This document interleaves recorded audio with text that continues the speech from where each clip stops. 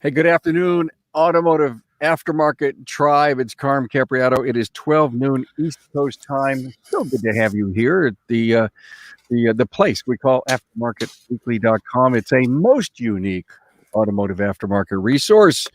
And we're live from the Remarkable Results Radio podcast studio. And I have to tell you, fun, 25 minutes or less. We hope we can always do it in that kind of time frame. Lots of great stuff we're going to talk about today. Don't forget, aftermarketweekly.com is the website, and you can watch us live there, or you could also watch us on Remarkable Results /live. That's where you can also see the Town Hall Academy. Hey, we've got a great guest host today. I want to tell you who is here. It is going to be Jamie Carlson from Ervine Repair in Grand Rapids Hybrids. Yes, Jamie is in the house. Welcome, Jamie. Nice to see you. Nice to have you here. Hello. Hi, everyone. Oh, Jamie is here. Good to have you, Jamie. How's Eric? Doing well. He's out working on the leaves in the yard. Yeah, Eric. I interviewed Eric a long time ago, husband, and then of course Jamie came into the picture. And a really cool thing about Jamie, everyone, so that you know. Oh, Megan is already saying hi, Mom. Hi, Meg.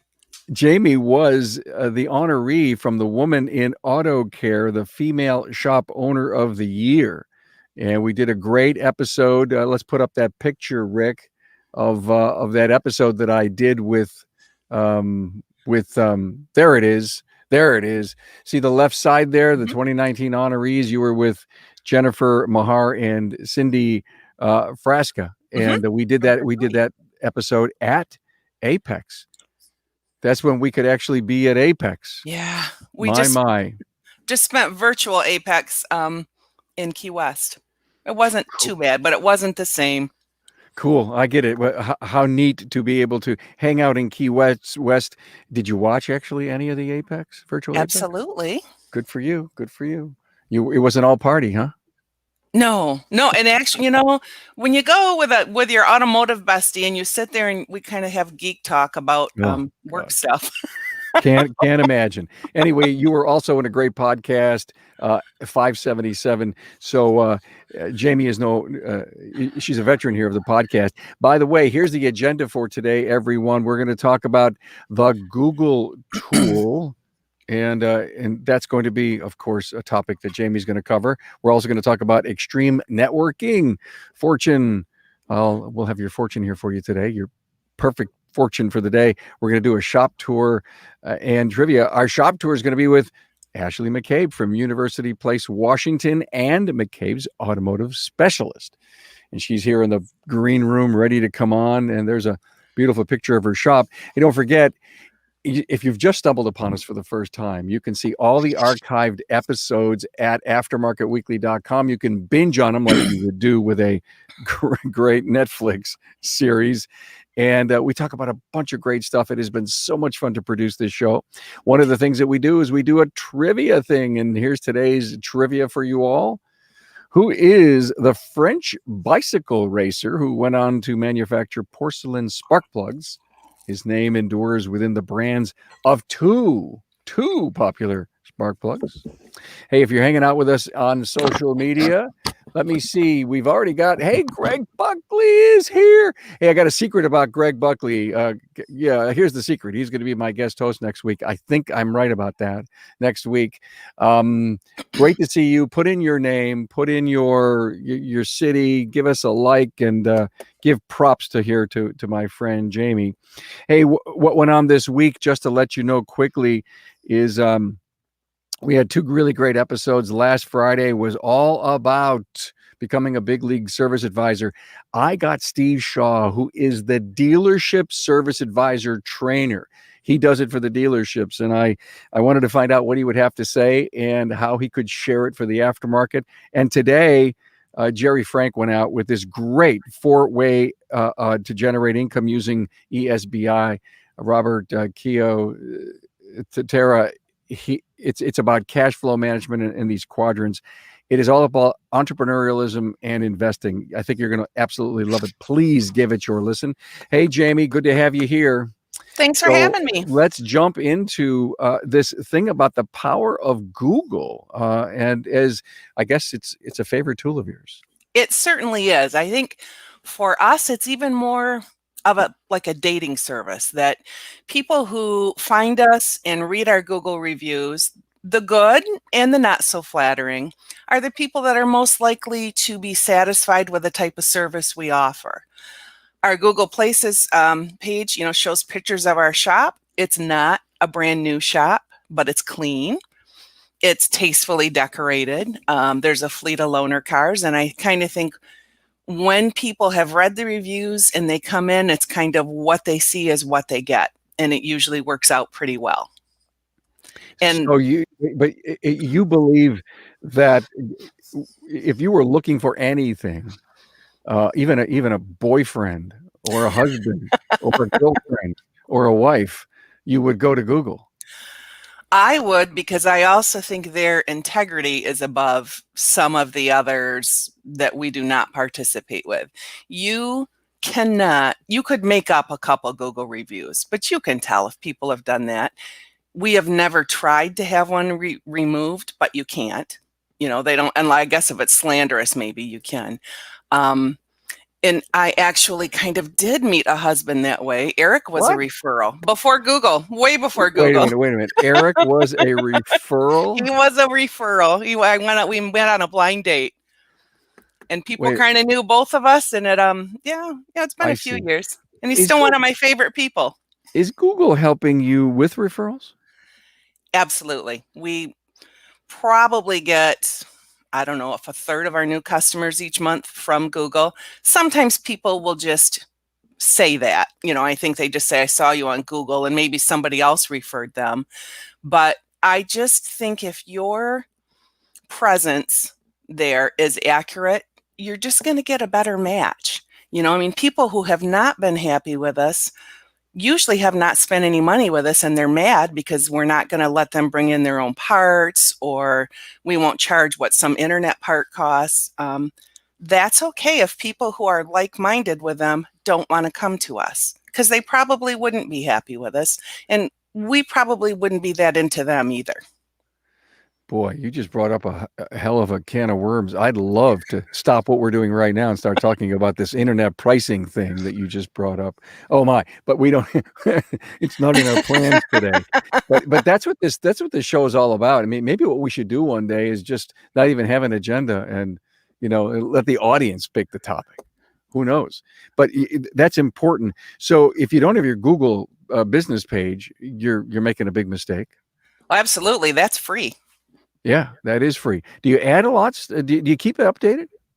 Yes, Megan stays on top of that, and we actually started working with someone else who even gave her some more tips. There's Google changes their algorithm all the time, so yeah. you have to have somebody that knows what's going on and can tell you what personal touches to put on it and maybe manage it somewhat as well. So you sent me an email, and it said, "Hey, Carm, scan the words in Google: professionalism, punctuality, quality, and value." Do you make sure that your website's connected to those keywords? Well, and when I sent that, that's actually, if you just kind of zip down our Google reviews, Google highlights some words, and that's what kept coming up over and over, like what they took out. And I thought, well, I'm pretty pleased with that. That's what I want people to think about us. I see. So you're using what the reviews from your customers as a barometer to you that you're doing everything right. And if some things right. Well, I don't think you can please everybody. I don't think you can please everybody. I just think that's the way it is.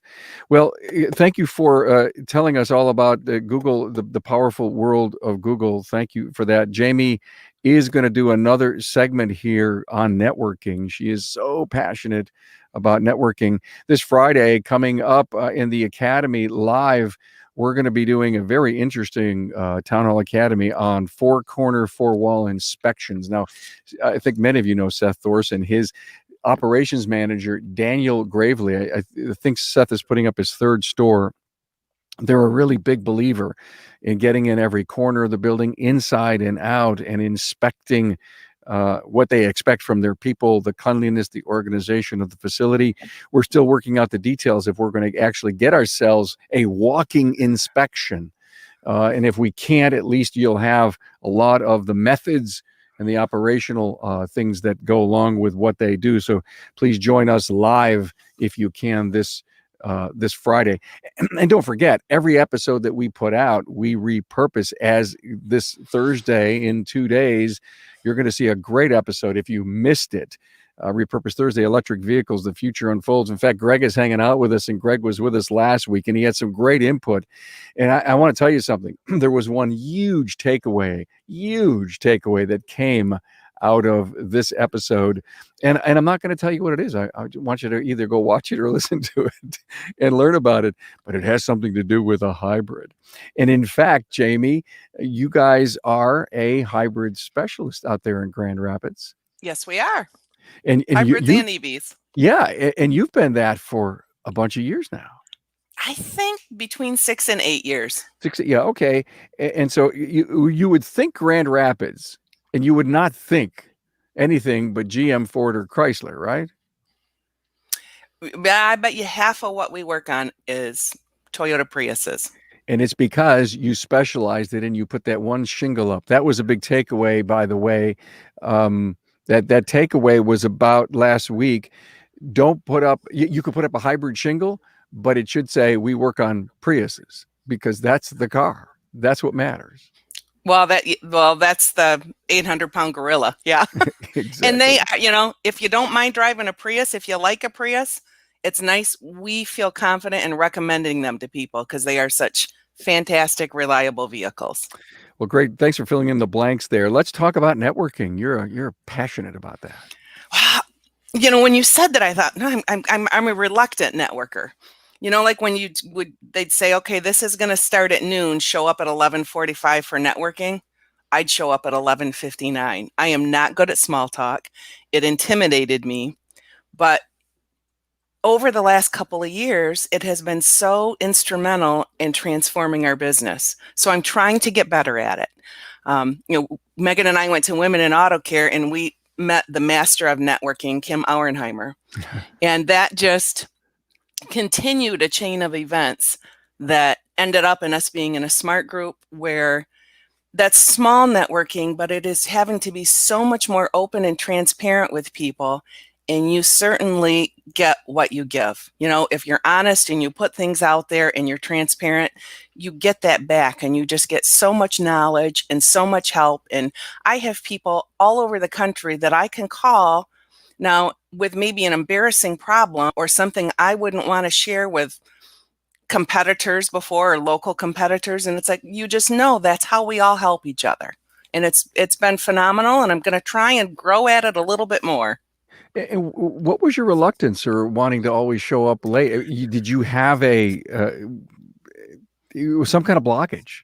Yeah, I think a little bit of anxiety. Nobody would think that I am shy. And if I have a customer come in, I can talk to them, ask them about their car. It's kind of like if it's about me, or I don't know. I would avoid people in the store if I see them. Because I felt the exchange would be, hi, how are you? Good. How are you? Okay, goodbye. So the secret of getting this networking to really work, believe you me, the most successful shop owners that I know get the networking piece, and it changed their world. I mean, there's a lot of things that ultimately change you from being, the entrepreneur or the technician moving into CEO of your business. A lot of things, but networking, you gotta give it a shot, and you gotta tough through it. I think that's what you're saying. Yes. But do you find that when you get into the right peer group that they embrace you? Absolutely. And I mean, it's a two-way street, and maybe that's because of what we all have in common. It has just been phenomenal. I am so appreciative of it. So it's the been there, done that. They see you, you're brand new, you're a little apprehensive to join.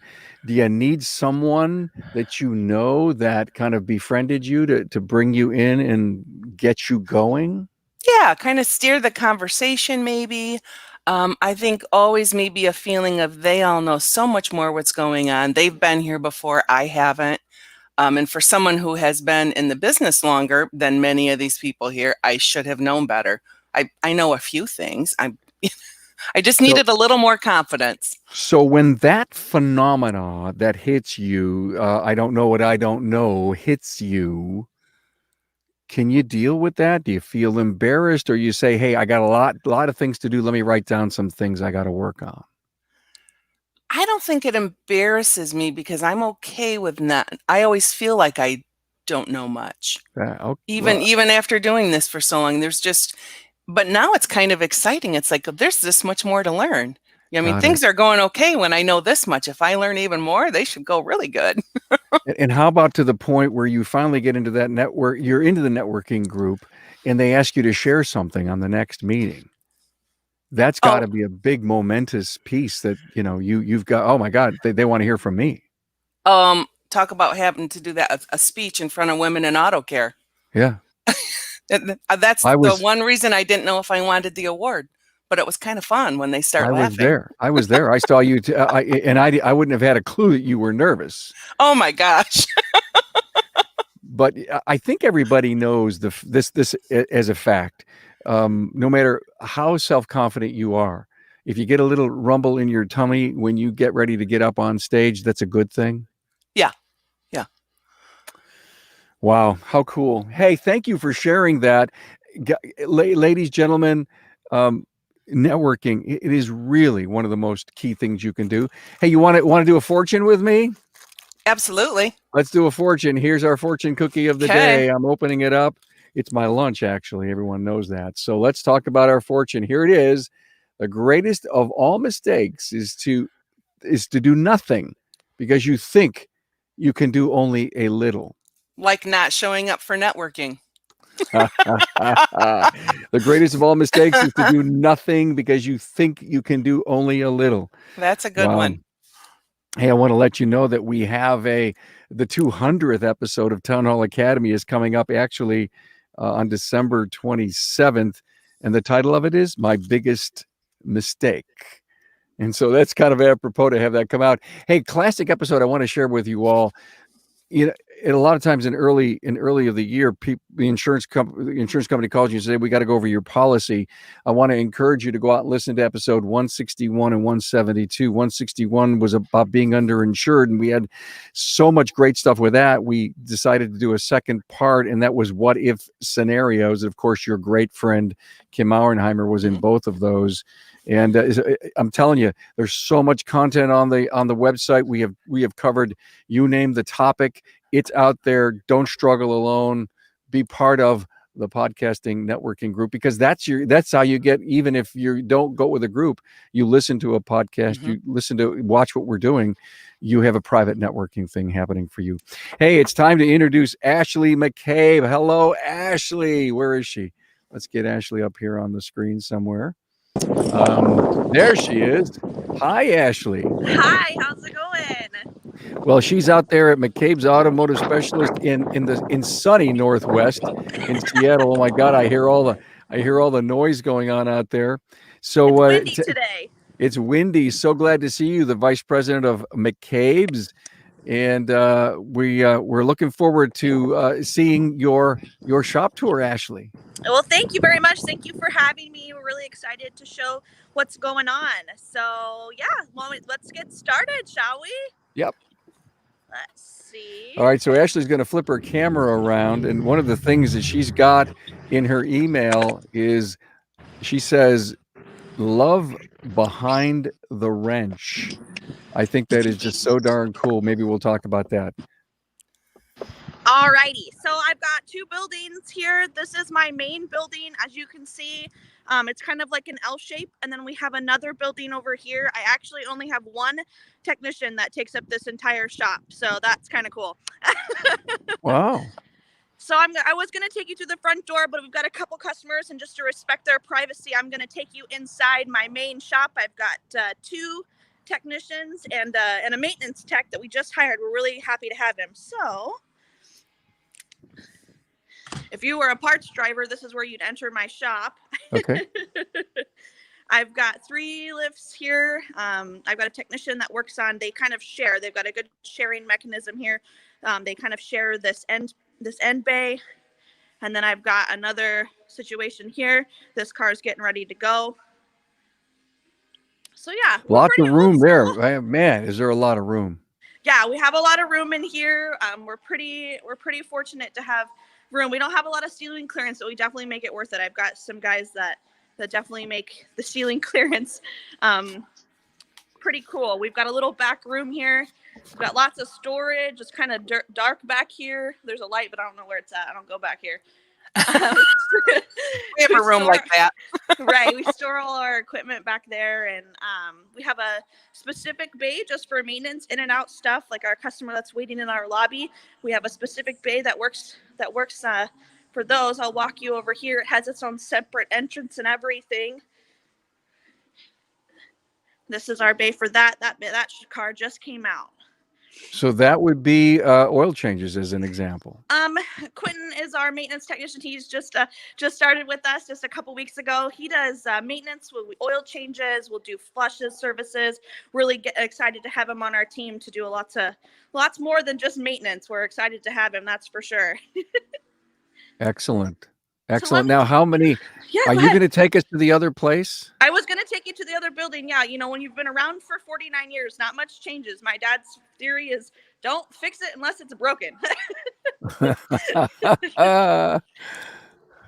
All right. So to the other shop, I've got my master technician out here in our alignment rack. This will probably be the last time anybody sees this alignment rack. She's an oldie but goodie, but we are upgrading her at the end of the year, and we're really excited. Wow, it's going against Dad's principles. I know. Ashley, did you ever think you'd be excited about an alignment rack? Nope, I did not think that alignment rack would be something that would ever get me excited. No, that's for sure. So 1, 2, 3. We've got 4 lifts here in our alignment rack, and this is the oldie but goodie, and she won't be here much longer, thank goodness. Do you know what you're buying? We're not 100% sure yet. We'll probably just upgrade with the same company that we have now. So okay. Yeah, and we're not sure. Is it okay? So you and Dad haven't made the decision yet, but you know you're doing. I have not made the decision. I'm actually letting my service manager. It's really loud in there. I've got the heater on. It's cold. We haven't made a decision. We're gonna let the service manager kind of take care of that. But yeah, I have some mascots I'd like you guys to meet. This is probably the best part of our shop. I will show you. Mascots. They get the most reviews out of our shop. That people love our mascots. So I'd love to introduce you to them. They sit inside here with our service team. This is our parts return. We have a pretty organized system. Parts come in on top. They get returned underneath, and they get distributed to technicians in their cubbies. Okay. But let's see. What do we got here? There's one. And there's the other one. And we've got a new addition here. Right there. Is that little Frenchie? Yes. And she is so sweet. She's the sweetest. So I've got 2 boys and a girl here. My service manager, she brings her doggy in, and then the 2 Aussies are mine. So yeah, and so they get the most reviews, huh? They do. People love our greeting committee, they call them. They're even on our website. You know, you got to earn your living. Ashley, how long you been with the business? I have been just under 5 years. 5 years. And your learning curve continues? My learning curve is ever changing every single day. I swear I learn something new every single day. So I'll switch back to me. Yeah, learning something new every day. The guys are great. The team is always teaching me, that's for sure. Well, that's great. What Jamie said about networking, was she spot on? Oh, 100%. We are a part of several, I am a part of several networking groups. It's really important to get out there. And my dad and I really believe in, like, we're part of BNI and the giver's gain mentality. You don't go there to sell something. You go there to learn about other people's businesses so you can give to the small business community. And in turn, that'll just come back tenfold. We've really found that to be great. So great. And congratulations on having your first child in February, I believe. Thank you. Yes, we're expecting a little boy in February. My husband and I are really excited.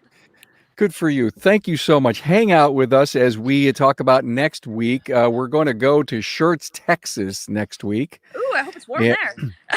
Well, yeah, I know. We're going to go to Mark Roberts' second location. Rick, if you could put up that picture of Schertz. They just built this location, and that's knowing that beautiful. it was fresh and brand new and ground up, we wanted Mark Roberts, a great friend of the podcast, great industry guy, and we want to have we're going to get a tour of Schertz next week. And of course, Greg Buckley is with us as our guest host, and I may not even show up and let Greg do the whole darn show himself. I don't know. Amazing. Great friend, good guy. We're going to have a hoot. We're not even sure what we're going to do, but I'm sure if you missed that show, shame on you. Hey, let's do the trivia. Let's finish up with the trivia. Who is the French bicycle racer who went on to manufacture porcelain spark plugs? His name endures with today's brands of two popular plugs. We did have somebody here guess it. It was Dawn Gonzalez. And the answer, of course, is Albert Champion. Now, let me tell you about Albert Champion. It was the Albert Champion Ignition Company. Today, his name is behind those of AC Delco and Champion. Now, here's how it went. In 1907, the Albert Champion Company was manufacturing porcelain spark plugs with the name of Champion stamped on the side. Now, late in the summer of 1908, Champion met William Durant at Durant's Boston's Buick dealership. Durant, impressed with these spark plugs, persuaded Champion to move to Flint, Michigan. Durant incorporated General Motors. Of course, you know that Durant was the founder of GM, and he quickly purchased Cadillac and Oldsmobile motor companies. Now, Champion had partners who sued Albert Champion over his name. Champion finally settled out of court in 1922 and changed the name of his company to AC Spark Plug Company after his initials. To this day, both names survive, AC Delco and Champion Spark Plugs. So cool. Hey, look, great to have you all here. If you want to join our shop tour, just send me a line, carm@remarkableresults.biz or carm@aftermarketweekly.com. Love to have you here. Thank you so much. One of the most unique resources in the automotive aftermarket, and we do it live. And of course, repurpose this each and every day. You'll see this up on the website later on this afternoon that you can watch over and over again. Hey, thank you, Ashley McCabe, Jamie Carlson, and all of you very people much that are hanging out and will watch this over the course of the next year. Bye-bye. Bye-bye. Bye.